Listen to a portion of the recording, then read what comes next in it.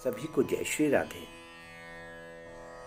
मेरी इस वीडियो में आज मैं आपको बताऊंगा कि कार्तिक मास का क्या महत्व होता है। इस साल कार्तिक मास कब से आरंभ हो रहा है और इसका समापन कब है। इसके अलावा यहाँ पर मैं आपको कार्तिक मास के व्रत के नियम और पूजा विधि के विषय में भी विस्तार से बताऊंगा। पर अगर आपने मेरे चैनल को सब्सक्राइब नहीं किया है तो पहले कृपया मेरे चैनल को सब्सक्राइब कर दें, लाइक करें और बेल आइकन ज़रूर प्रेस करें, जिससे मेरे आगामी वीडियोस की अपडेट्स आपको मिलती रहेगी। आइए सबसे पहले बात करते हैं कार्तिक मास के महात्म्य की। तो आपको बता दूं कि वर्ष के 4 महीने यानी सावन, भादो, कुमार, कार्तिक ठाकुर जी को अति प्रिय माने जाते हैं और मार्गशीर्ष महीने के लिए तो प्रभु ने यहां तक कह दिया कि मासों में मार्गशीर्ष मैं हूं। इस पर भी कार्तिक मास भगवान श्री कृष्ण को सर्वाधिक प्यारा है। इसके पीछे भी एक अति गूढ़ रहस्य है। वह क्या है? वह रहस्य ये है कि इस कार्तिक मास की अधिष्ठात्री देवी श्री राधा रानी हैं और श्री राधा सहस्रनामावली में भी श्री राधा रानी का एक नाम कार्तिका भी आया है, क्योंकि वह कीर्ति माता की पुत्री थी। इसलिए इस नाम का प्रयोग करते हुए इस मास का भी नाम कार्तिक मास पड़ा। संत कहते हैं कि स्वयं श्री कृष्ण जी राधा रानी का हाथ थामकर कहते हैं, परम स्नेही हरि कहें राधा को कर थाम, सबसे अधिक प्यारो मोहे जपे जो राधा नाम। इसलिए यह मास भगवान श्री कृष्ण को भी अत्यधिक प्रिय है, क्योंकि राधा रानी और भगवान कृष्ण में कोई भेद नहीं है। जो कृष्ण है वही राधा है और जो राधा है वही कृष्ण है। भगवान कृष्ण की बहुत सी शक्तियां हैं, पर जो भगवान कृष्ण की परम शक्ति आह्लादनी शक्ति है वो श्री राधा रानी है।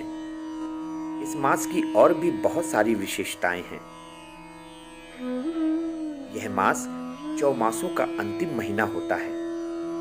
इसी महीने में बहुत से मुख्य उत्सव भी आते हैं, जैसे अहोई अष्टमी, नरक चौदस, दीपावली, धनतेरस, गोवर्धन पूजा, भाई दूज, गोपाष्टमी, अक्षय नवमी, देव उठान एकादशी एवं तुलसी विवाह इत्यादि। इसी मास में ही माता यशोदा ने भगवान श्री कृष्ण जी के पेट यानी उदर को रस्सी यानी दाम से ओखल के सहारे बांध दिया था। इसीलिए भगवान श्री कृष्ण का एक नाम दामोदर भी पड़ा। इसीलिए इस मास को दामोदर मास के नाम से भी जाना जाता है और इस मास में भगवान के ओखल से बंधे हुए स्वरूप की भी पूजा होती है। इस मास में जो भगवान श्री कृष्ण की प्रसन्नता के लिए श्री राधा रानी का नाम जप संकीर्तन करता है, उससे भगवान श्री कृष्ण बहुत अधिक प्रसन्न होते हैं। कार्तिक मास में भगवान की प्रसन्नता के निमित्त जो भी कर्म, दान, पुण्य, नाम, जप, संकीर्तन किए जाते हैं, भगवान श्री कृष्ण त्रुटियों को देखे बिना उसे तुरंत स्वीकार करते हैं और उनका अनंत फल प्रदान करते हैं। अतः इस कार्तिक मास में ब्रह्म मुहूर्त में उठकर स्नान आदि करके भगवान श्री राधे गोविंद जी, भगवान श्री राधा रमण जी, श्री लाडली लाल जी के चरणों का ध्यान करते हुए खूब नाम जप, संकीर्तन और प्रभु कथा का श्रवण करना चाहिए। श्री दामोदर अष्टकम का पाठ भी करना चाहिए, दीपदान करना चाहिए। और मैं क्या वर्णन करूं, कार्तिक मास की तो महिमा अनंत है। भगवत प्रेमियों, आइए अब बात करते हैं कि यह कार्तिक मास 2022 में कब आरंभ होगा और कब समाप्त होगा। तो इस वर्ष 2022 में कार्तिक मास 10 अक्टूबर को आरंभ होकर 8 नवंबर तक रहेगा। कुछ लोग पापांकुशा एकादशी से लेकर देवउठानी एकादशी तक को कार्तिक मास का नियम लेते हैं, पर हमारे गौड़ीय वैष्णव संप्रदाय में पूर्णिमांत मास पद्धति को माना जाता है। मतलब पूर्णिमा के बाद जो प्रतिपदा पड़ती है उससे नए महीने की गणना होती है। अतः शरद पूर्णिमा के दूसरे दिन से यानी 10 अक्टूबर कार्तिक प्रतिपदा से लेकर 8 नवंबर की कार्तिक पूर्णिमा तक कार्तिक मास रहेगा। भगवत प्रेमियों, आइए अब बात करते हैं कि इस मास में क्या क्या नियम लेने चाहिए, क्या क्या त्यागना चाहिए और किस विधि से पूजा करनी चाहिए। तो सबसे पहले कार्तिक मास में ब्रह्म मुहूर्त में उठकर स्नान करना चाहिए, क्योंकि शास्त्र कहते हैं कि ब्रह्म मुहूर्त में स्नान करने से सभी तीर्थों में और सभी पवित्र नदियों के जल से स्नान करने का पुण्य प्राप्त होता है। इसके बाद भगवान श्री राधा दामोदर जी के चरणों का ध्यान करके खूब नाम जप करना चाहिए। जितना हो सके उतना ज्यादा से ज्यादा भगवत कथा श्रवण करनी चाहिए। श्री दामोदर अष्टकम का पाठ करना चाहिए। श्री दामोदर अष्टकम के लिए मैंने डिस्क्रिप्शन में पाठ का लिंक दे रखा है, आप वहां जाकर लिंक क्लिक करके श्री दामोदर अष्टकम का पाठ कर सकते हैं। श्री राधा कृष्ण जी की प्रसन्नता के लिए उनके आगे दीप का भी दान करना चाहिए। कार्तिक मास में भगवान सूर्य नारायण और तुलसी माता को भी जल का अर्घ्य देना चाहिए। पुराणों के अनुसार भगवान सूर्य प्रत्यक्ष नारायण का स्वरूप है और माता तुलसी जी के लिए तो ये तक कहा गया है कि भगवान की सभी पटरानियों में केवल तुलसी माता का ही स्थान उनके मस्तक पर होता है और तुलसी माता भगवान को अति प्रिय भी हैं। इसलिए पूरे कार्तिक मास भर माता तुलसी की भी पूजा की जाती है और संध्या के समय तुलसी जी के आगे दीपदान किया जाता है। इससे घर में सुख समृद्धि और धन लाभ होता है और सभी प्रकार के रोग दूर हो जाते हैं।